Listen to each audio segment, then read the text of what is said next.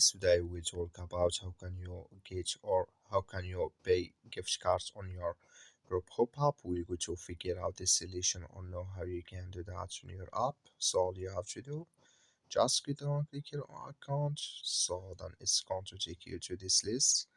Then all you have to do now, you just go down and you click here on gift cards here.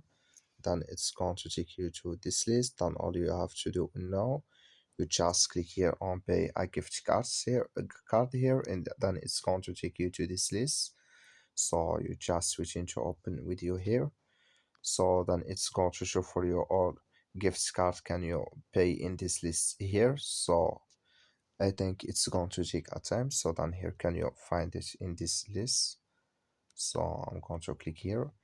So it's not available now, but if you just click on it, then it's going to show for you like this. You add here your if you want to add it to friends, or it's for you here. So then here can you click on continue, then it's going to show for you. That's all you have to do. Thank you for watching. Don't forget to support us by liking.